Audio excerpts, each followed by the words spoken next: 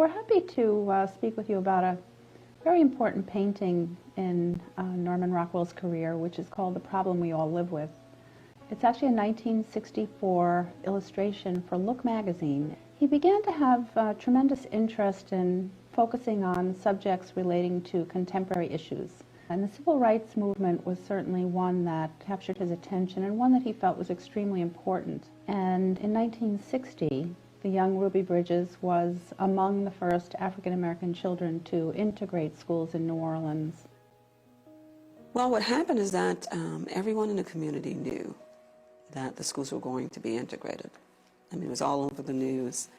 But they had chosen 2 schools to integrate, and those schools were... So basically, parents sent their children to school like they did every day, but they didn't leave. They would take them to school, and they waited outside and waited to see if it was going to be their school. And indeed, when I drove up, they knew it was their school. So at that point, they immediately rushed in behind us and went into every classroom and pulled their children out. I did not attend class that day. No, nothing happened on the first day.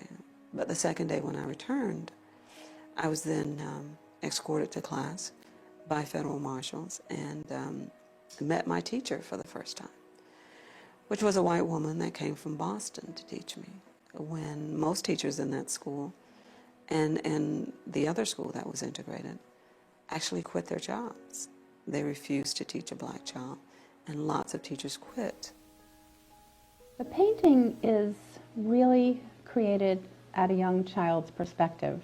You'll notice that the complete focus essentially is on her, walking very staunchly into school despite the protestations of the people around her, and we see that from some of the material on the wall behind her, the uncomplimentary language, the tomato that's been thrown.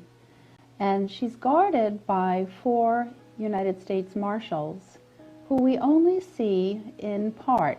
The young girl is humanized, and the Marshals are symbolic. They march in step. Their hands, their arms, their feet are very rhythmic, and they really are the frame for the young girl whose strength and courage is quite extraordinary. Rockwell received quite a bit of commentary from his readers, as he always did. He received a lot of fan mail. Some of the mail was extremely complimentary, some was less so.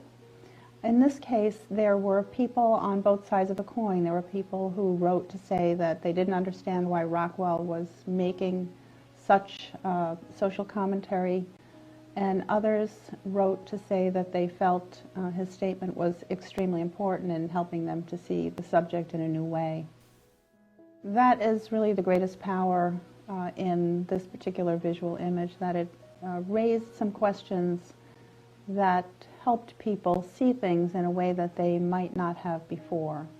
And the fact that Rockwell was truly a trusted visual commentator gave him the ability to raise some questions in society.